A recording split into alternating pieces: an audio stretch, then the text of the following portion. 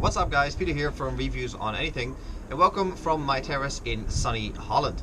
As you can see, the sun is shining, which means summer is here. That also means that it's time for summer tires on the car. Now, I use a mobile tire service, and they came by a few weeks ago to change my winter tires to summer tires.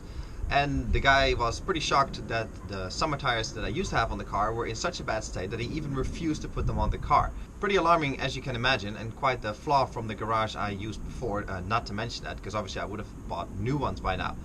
Anyway, I bought the new ones with the mobile tire guy, and he's coming today to install them on the car. So I'm going to show you the process. He's actually going to take them off the rim and put the new ones on the rim.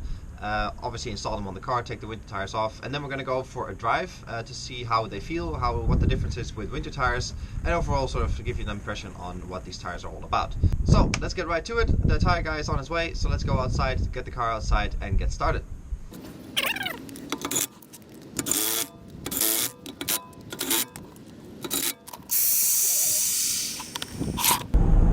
So now that the tires are on, how do they feel? Does it actually make a difference? Absolutely, but there's a few things to consider before we get to that. This is a big family estate car. It's heavy, nearly 2 tons, used to drive me and my family around, obviously. So it's not by no means some kind of tight handling circuit monster. So in that regard, I'm not testing these tires to their utmost limits of grip and performance. But it's not necessary. We're talking everyday use here. That's what I use the car for, that's what I bought them for. So first of all, why did I choose these relatively expensive branded tires?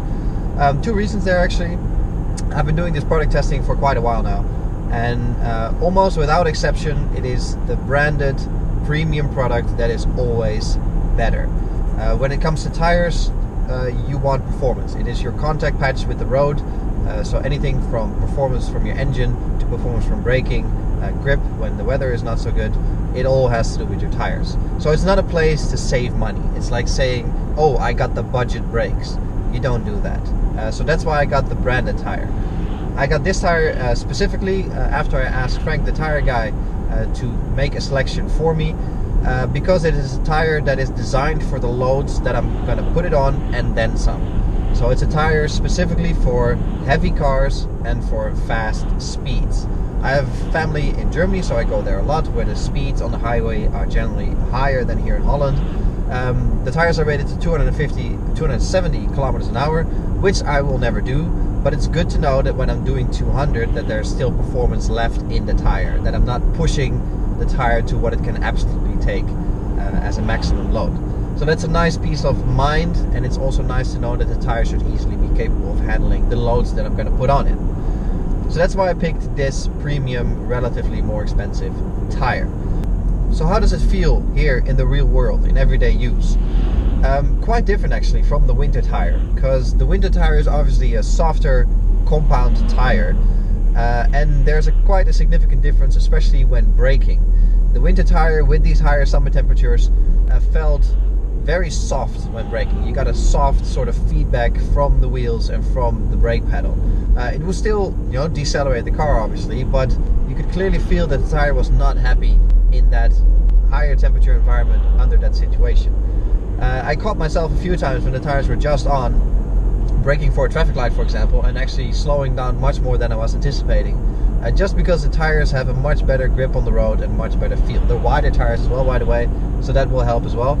But that mushiness, that softness was gone, and it was a much more composed feel through the brake pedal and through the steering wheel while braking.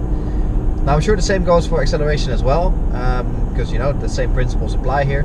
But I don't do any kind of standing burnouts or standing quarter miles with this car, so it's hard to specifically tell the difference there.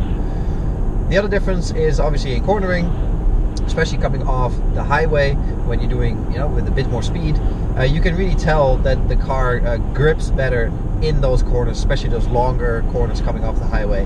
The tire feels much more at ease than the winter tire did, due to the harder nature of the tire. Besides that, the winter tire has a lot more profile in it to get rid of winter weather, obviously, water, snow, whatever it might be.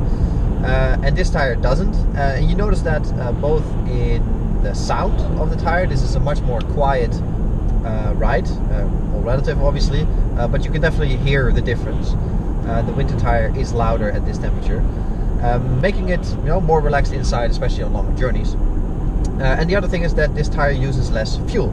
I can definitely tell the difference, not only in the computer but also at the pump, that I have to get gas after a longer period of time, and I can do more kilometers on a tank. So overall, it is only benefits for this tire versus the winter tire. Makes sense because the winter tire is specifically designed for winter. This summer tire is specifically designed for summer.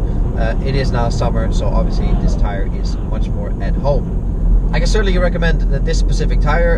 In all honesty, obviously I haven't tested a whole range of tires back to back against each other because I just don't have the facilities nor the resources to do that.